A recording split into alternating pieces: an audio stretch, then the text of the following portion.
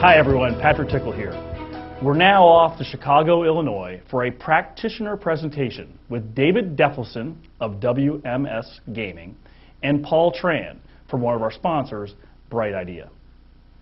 WMS Gaming has a rich history of innovation in the gaming world, from pinball to video games to slot machines. David, with a little help from Paul, is today going to take us through the WMS Gaming history in idea management. Thanks, Patrick. David, thanks for joining today. Nice to be here, Paul. Thanks. So let's jump right into it. So why did your company want to start an idea management system 5 years ago? That's a great question. I'd like to take a step back and say that WMS has historically been a very creative company, and going back to where we started with Harry Williams designing the very first tilt mechanism for pinball games. We've done a lot of innovation in that space, getting into video arcade games later on, and then finally into slot machines. Our company has always tried to push the boundaries of our products and question the status quo. And so in about 2007, we were experiencing some rapid growth in our company, both in terms of revenue and employee count. And so we really wanted to make sure that we were capturing that special culture that had always been in our company, which was the fact that we were a company of ideas.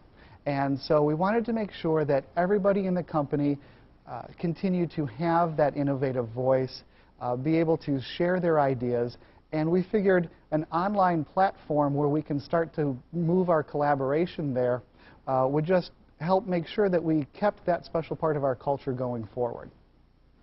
Great, great. And can you tell us a little bit about how it's being used today? Yeah. So there are several different ways that companies can use idea management systems, and one of the things that we were always driven to was to make sure that we were focused on our company culture. And so we're using it to mainly make sure that we have internal employee collaboration.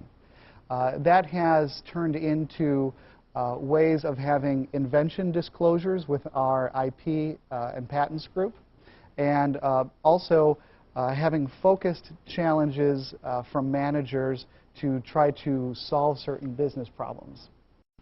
Great, great. So let's cut to the chase, David. What sorts of results have you seen from your program? All right. Well, it is all about results, right, ultimately? So I'm happy to say that over the 5 years of our program, we have the ideas that have gone through this system have resulted in 64 patent applications directly, and probably about another 20 or 25 ideas have been used for something called defensive publishing, which is another IP approach that we can take. And those have specifically come from challenge-based campaigns, which we can talk about in a little while. In addition to that, we also have our idea management system deployed onto our manufacturing shop floor. And there, our union employees and our managers are using this system to capture and implement a lot of continuous improvement ideas. And to date, we have logged over 110 continuous improvement ideas that we can show and demonstrate that have really led to things like efficiency savings, waste reduction, and coming up with just smarter ways to work, and ultimately safety as well.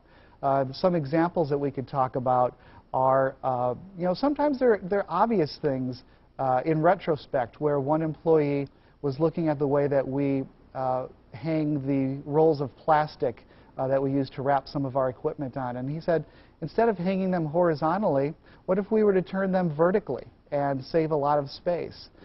We said, that seems like an obvious idea, and we tried it, and it actually worked. Another idea that I thought was personally pretty clever was that at another station in our manufacturing floor, we had to create these things that we call top boxes in the industry, and then we would pick them up, carry them over, and then stack them from the floor up, and then carry them off on a dolly. Well, instead, somebody came up with the idea that said, why don't we use this hydraulic jack and slide the top boxes over, and then instead of building them from the top up, we can actually stack them from the top down and lower the jack as we need to, which was a very clever new way of doing work. And on top of that, the jack that was being used for this idea had been sitting near the garbage, being completely unutilized. So there's a lot of creativity going on in our shop floor, and this has been a really good platform to harness that and show that employees not only have the power to have ideas to improve their work life and their workstations, but also provide some real cost savings for the company as well. We also have had about 40 campaigns that have focused on specific business challenges that different managers have had. And one of them that we're proud to announce is a naming contest that we had for our newest slot machine cabinet. And it was pretty cool that this employee of ours named Harry, who is an account executive out near the West Coast, he answered the call and he said, you know, I have a good idea for a name. Why don't we call it the Blade? And it was a very popular name that rose to the top when we did some voting on all of the names that were submitted. It went through a regulation check and for trademarks, and as it turns out, that was the name that we went with. So we're very happy that Harry, who never really comes over to the corporate offices, has really nothing to do with marketing, was still able to participate in that process. So you've been running this program for 5 years now, and how has the program evolved over time? You know, I like the fact that you used evolution because our program does continue to change as we learn how to use it more and get it more widely adopted into our company and our culture.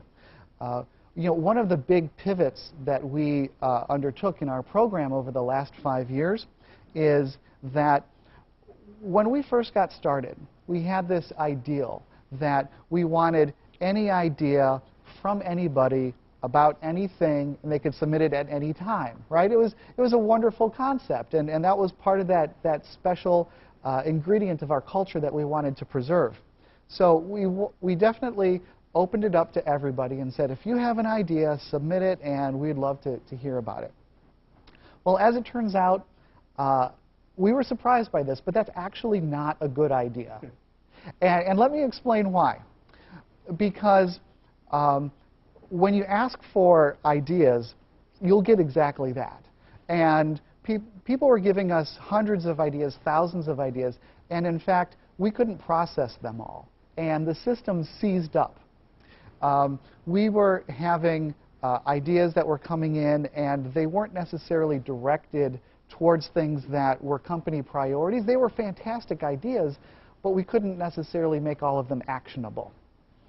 And so if we didn't start to respond to all of these ideas, then over time, the idea submitters kind of got a little frustrated, and the activity started to dwindle. And that was the exact opposite of what we wanted to do. We were also having submissions into our system that we've dubbed idea hand grenades. And an idea hand grenade is something where you come out and say, yeah, I have a good idea. Why don't you change the way that you do something so that my life is easier, right?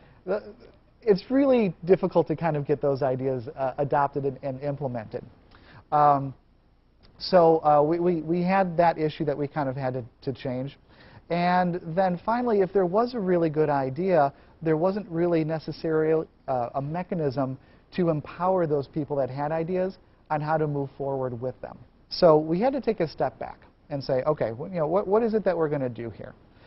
Well, what we did was we changed to more from an open suggestion box to a focused challenge and campaign paradigm with our process. So in the old way, there could be an idea about anything in any direction. But instead, we went from an idea push to more of a solution pull, and that required the statement of a strategic means up front. Once we can identify what is a challenge that we want, now anybody could submit an idea towards that challenge, and the quality might be feasible or it might not, but at least it's on target for something that the company has prioritized and wants to try to solve. It's an interesting insight, and glad you could share that with us. Let's talk about the mechanics for a bit, the program mechanics. Can you take us through the process of actually running a campaign?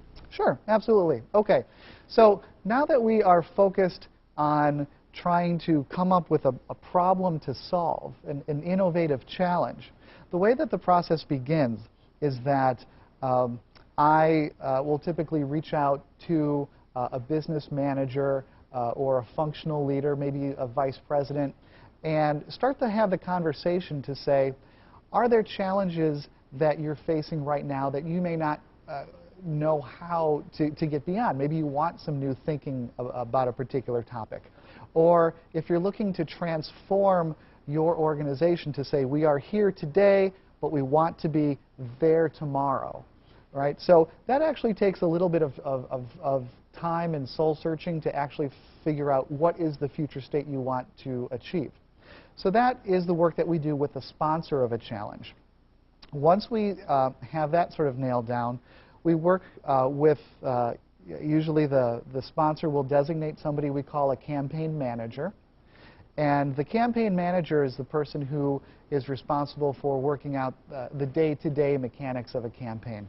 And what we'll do there is, now it's myself, the sponsor, and the manager, and we'll start to talk to frame the conversation and how we can communicate this out to the company at large. And one of the important things to establish is, what is the minimal entry criteria for an idea?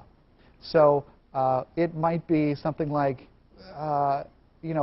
if it's a cost savings idea, we want cost savings of $50,000 or more. Or maybe it's $5,000. It really doesn't matter. But by setting the hurdles of what we think would be a good idea that the sponsor is interested in, then right away we're starting to be able to create a bar of entry so that the ideas that come in will be meaningful to the sponsor.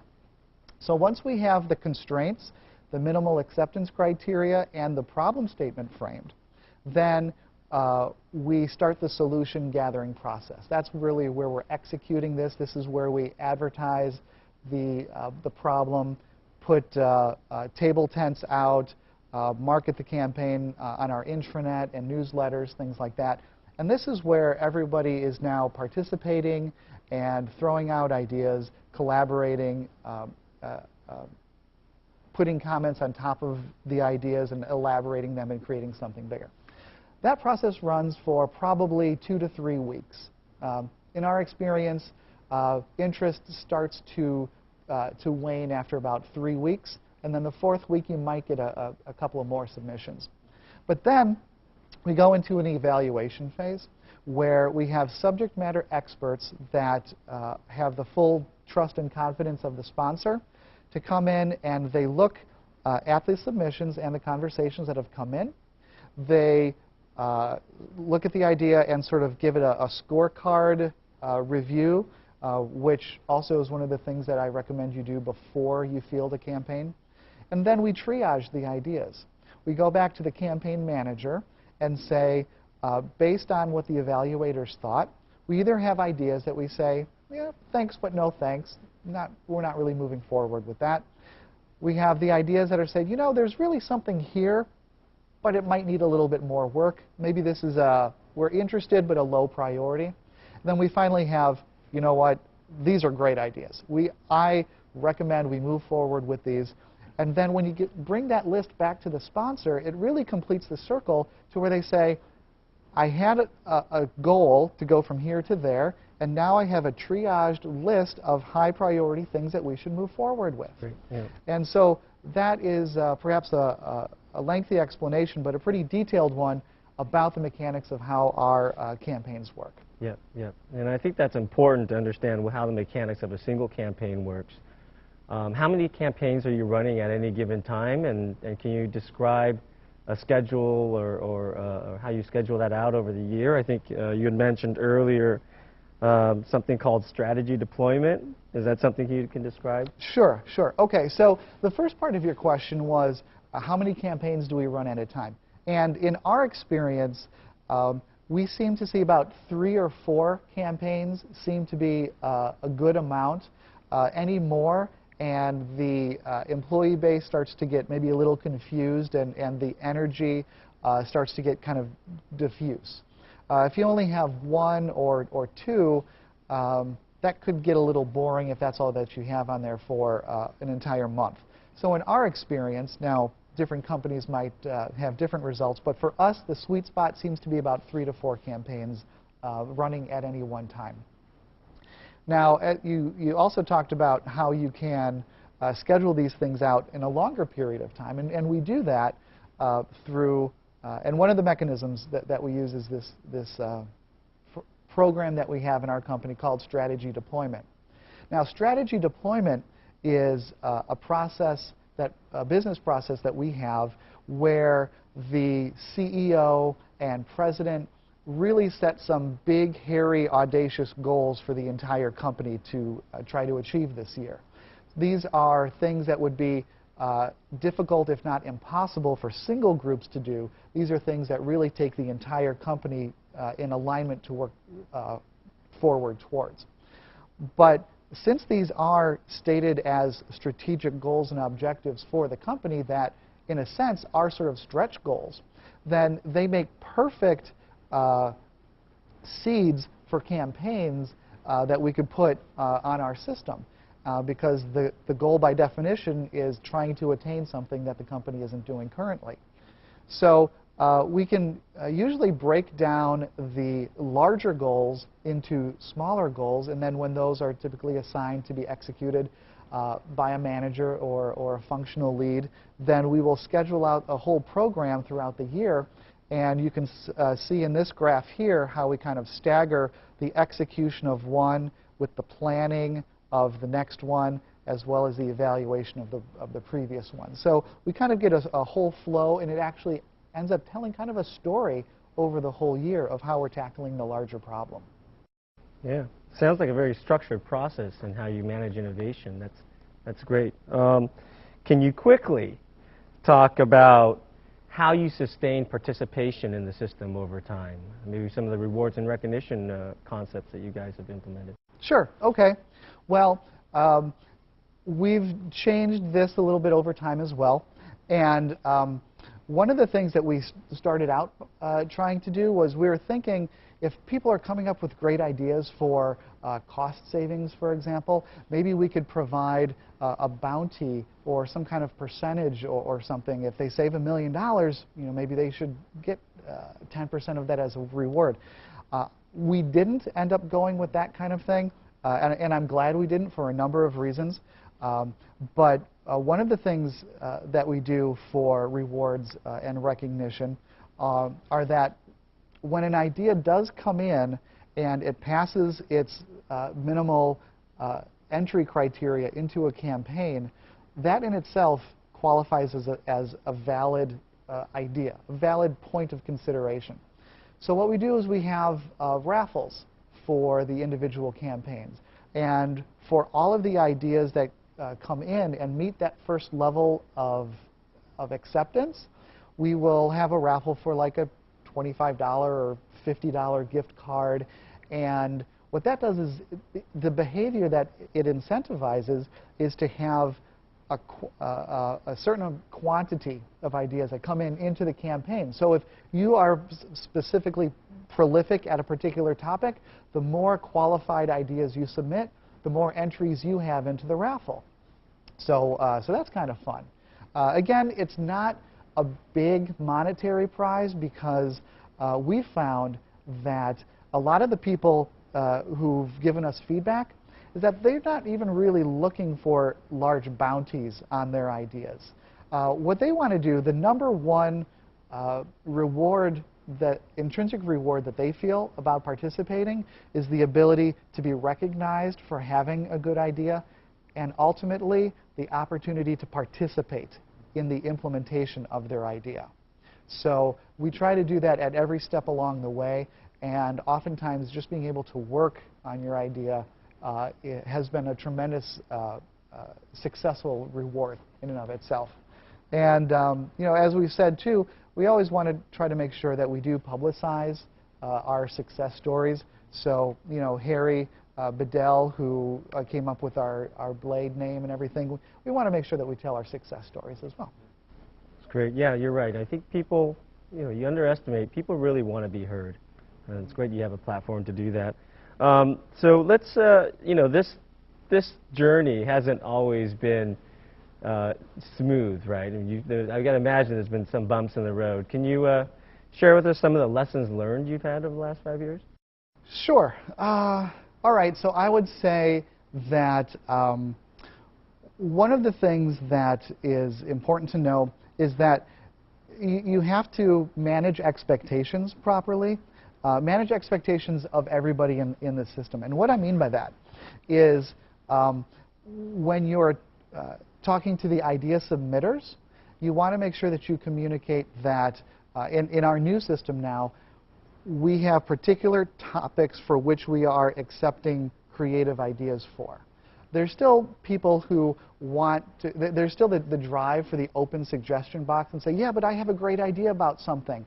And my response to them is to say that, you know, please just wait a little while and you might find that a campaign addresses your concern. Or try to find a way in which your idea can become applicable to the campaign. Add that additional creative challenge to it, and many people respond to that.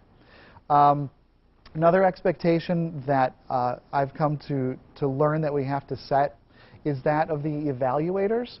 And when you're evaluating new ideas that are coming in, many times the ideas won't be completely, thoroughly thought out and baked. There will be some holes and assumptions that are in them. But that's okay. This is just the idea stage. A lot of these things need to be verified. And so if you're a cynical evaluator, it's going to be really easy to poke holes and find the problem with things. But I found that with just a little bit of training and explanation, I talk about Edward de Bono's 6 thinking hats a lot to our evaluators. And then they kind of say, oh, all right, now I think I can be a little bit more compassionate and understanding when looking at some of these ideas. Then going over to the sponsors as well, being able to set the expectations properly. One of the lessons that I've learned is that you have to be patient with managers and getting them used to being in the problem space as opposed to in the solution space. Managers, almost by definition, get promoted most of the time because they're really good at solving problems. And when you're really good in a particular field of art, you get promoted because you're capable of doing that. And so talking to sponsors and asking them to have the humility to say, yeah, I actually don't know how to do this, but I have a goal that reaches further than what my capabilities are right now. Sometimes that makes managers pretty nervous. So it takes a lot of time and patience, but it's well worth it. If you can get a manager who's looking to truly be transformative instead of just managing and maintaining the status quo, a campaign can be a wonderful transformative thing. Great, great. So a lot of our viewers are new to innovation management. This has been really insightful for them. What kind of advice would you give for new innovation practitioners, someone who wants to create their own innovation program? All right. Well, as I've said a couple of times already, I would say first of all, resist the temptation to set up an online open suggestion box. That was our knee-jerk reaction. If we were able to start all over again and press the reset button, we wouldn't do it that way. And in fact, it's taken us the time where we figured out that that wasn't a good idea, and then the time to culturally repair that and get people thinking into the new paradigm, it took a considerable amount of time. So if I would say just don't even start there. That would be a strong piece of advice.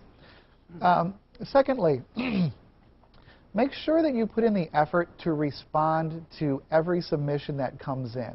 And this becomes easier when you do have focus campaigns as opposed to an open suggestion box. Idea submitters, they don't mind hearing no. We can't do this, especially if you provide a little bit of context, which is maybe we don't have the budget or there were some other ideas that we wanted to move forward with. They don't mind hearing no. What they really don't like is not hearing anything at all. If your suggestion or idea management platform starts to feel like it's just a black hole where ideas go to die, your participation is going to fall precipitously. So you've got to make sure you respond to every submission. I would say as a third point here, get the submitter involved at any chance that you have. We talked about the intrinsic motivation that submitters feel when they have the opportunity to work on their idea. And so one of the things that we've done now is in the submission form for our campaigns, when you have an idea, the last question is, tell us what level of involvement would you like to have if we decide to move forward on this idea. Now some people say, you know what, quite frankly, I just wanted to suggest it. You could take this idea, you could run with it, and I just wanted it to be considered. That's okay. There are other people who want to say, you know what, I really believe in this idea, and if only I had the green light, I would set up the meetings. I would try to fight for the budget. I would champion for this idea if given the chance. And why wouldn't you want to support an effort like that? So make sure that you really invite the idea submitters to be part of the process if you can. Another point, we've come up with a phrase here that buying a saw doesn't build a house. And what I mean by that is when you do purchase and install an idea management platform, the technology to get that in place that can be, I won't say an insignificant effort, but it can be done. It's a technical problem that can be solved. But just having the tool itself isn't going to ensure adoption. There are personalities that you're going to have to work with, permissions that you're going to have to try to gain, and again, it's setting these expectations. It's really a people challenge to get people to think about how they're going to want to participate in this system. So don't underestimate the effort to nurture the attitudes and the training that's going to be needed. And depending on your culture, that could be an easy process or it could be a significant process. And then finally, when starting a new program like this, make sure that you lean into the challenge, but don't overreach. And I think that's another thing that we did by accident, if we could press the reset button. When we launched, we went company-wide right away, and we were blessed with a ton of ideas coming in, and we were drinking from a fire hose, and we couldn't handle it.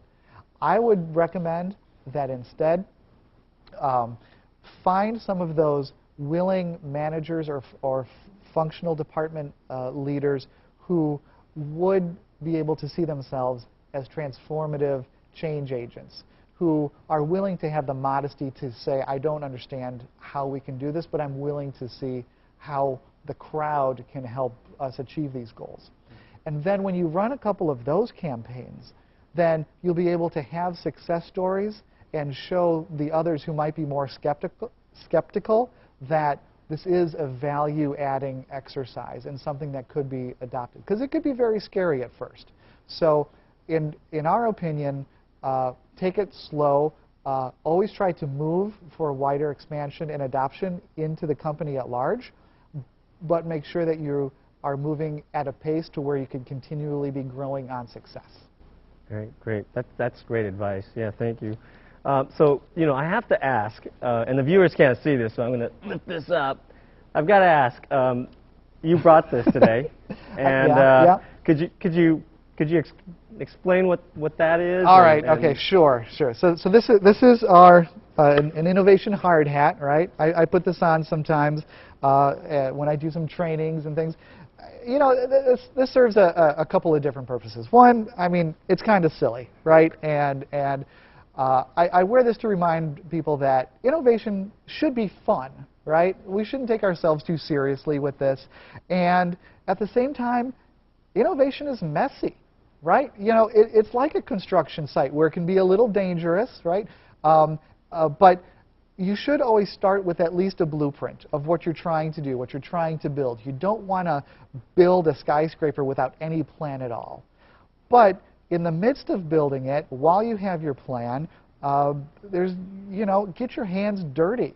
Innovation is a contact sport. You have to get into it, and sometimes you have to risk getting some knocks, on the head sometimes. So we want to keep ourselves safe, but at the same time, it's okay to be a little silly and have fun. I love it. I love it. So I think I want to thank you again for your time. I think all the viewers would like to thank you as well, and they could really benefit from your years of experience in this field of study. So we'll take questions at the Q&A, and back to you, Patrick. Thanks, Dave and Paul, for those best practices in idea management. I can tell you from personal experience that best practice on being ready to reply is critical. Whether with employees or customers, if you ask to open up a dialogue, you need to be ready to respond. Great best practice.